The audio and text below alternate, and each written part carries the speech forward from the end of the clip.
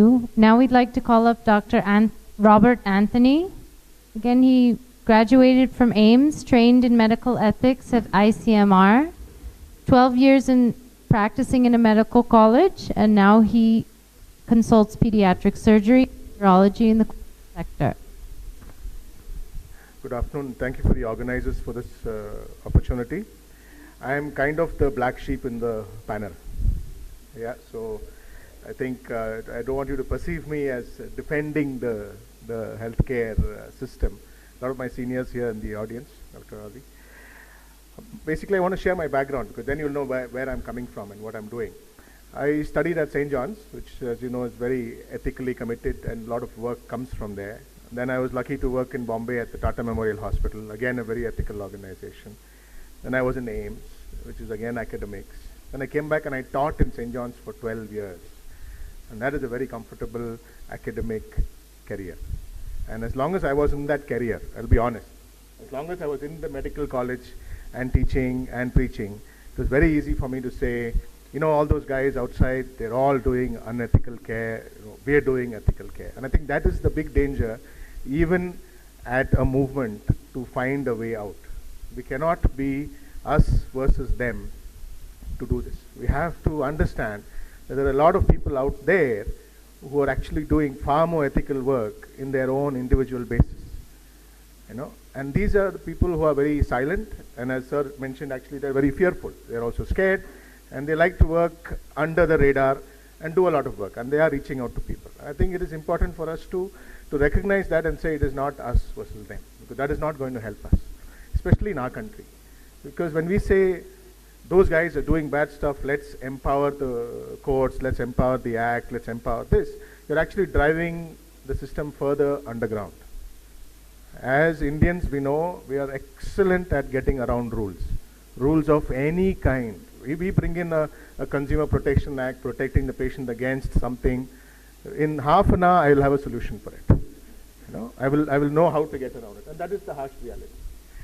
4 years ago, I had to leave this academic, comfortable sector and come into the private healthcare sector.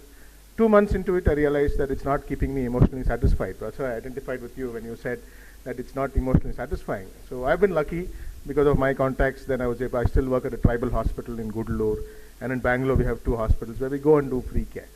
Those I call my sanity trips, and there are a lot of us like that. Manu and Rita actually have networked quite a few of us like that who are open to doing ethical care, but in a quiet fashion. Why am I saying quiet? Why am I saying fearful? When we handed over hospitals to managers to run, when we handed it to people who run hotels to come and run hospitals, we gave up our right of managing a hospital the way a doctor should. We gave it up. My bosses are all fellows who worked in Taj, Vivanta, who come with that culture of target. They come with that culture of you know, where is this revenue coming? How do we cut costs? They're all that. And they are being paid fat sums to make the doctor work. So I'm not going to paint the doctor as a victim, but don't paint the doctor as the villain. Because those guys are actually running our lives. There are a lot of guys in the corporate sector who are leaving. That's what you had mentioned about Calcutta. There was this compensation of 16 crores for one patient because they had died during a procedure treatment. Now, I myself am scared. I want to leave medicine. I want to do something else. It is, I think, one of the most stressful ways of making a living. It should not be a way of making a living. You should have ancestral property and wealth, and then you can practice medicine and be happy about it. Because if you get one malpractice case like that against your name, it will wipe you out. Your children will be on the street, and that's a reality. That's a reality. People are finding other ways to do this. So I don't think we should tar all doctors or all professions with this. Brought home to me by a friend of mine when I was in St. John's. I'm part of the career guidance group there.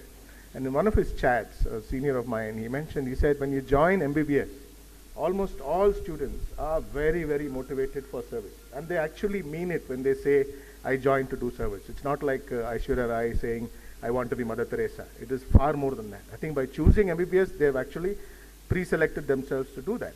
But he said when they pass with their MBBS certificate, we actually give them a free PhD in cynicism, saying, kuch nahi chalega, this is not going to work, the system is too bad. I think they come out with a feeling like that, and I know that. So I think that is where we need to guard for the next generation. It is easy for me also now to stand back and say, I don't want to do medicine, I don't want to do surgery. But what about the people who are in the system, who are just getting out of medical college and they're getting into the clutches of the system? Whether it's the government sector or the private sector, I think both are equally to blame. We cannot stand apart and say the government sector is doing so well that the private sector needs to be beaten up.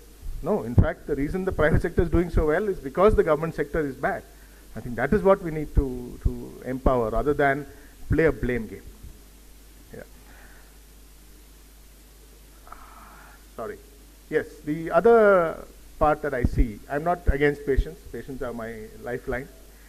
But to this day, I have patients who are very empowered, who have met Dr. Google before coming and meeting the doctor, who walk in, you make a diagnosis and say, I want no scans. This is your diagnosis, go home. And they will stand there and insist on getting an MRI or a CT scan because somebody somewhere has told them that you need to get more. So the very people who will point fingers when it is somebody else's problem, when it becomes their own health, are willing to go to the opposite end. And if you don't do it, someone's going to do it. That's the excuse everybody's doing. And that's the same excuse many friends of mine have for taking commissions from the lab. If I don't take it, the company is benefiting, so let me take it. Like I said, we are very good at finding justification and excuses. So I think we have to go beyond just regulatory or rules to get beyond the system. You have to tap the inner soul of that guy. And most medical students have that soul. They've already come into the system because of that soul. I don't think we should write them off. And that is why when I hear people saying, those doctors are doing this, I think we're missing the bus. I think we need to tap into those doctors. It's the organization which might be doing it. And there might be few doctors who are part of that organization. But the majority are not.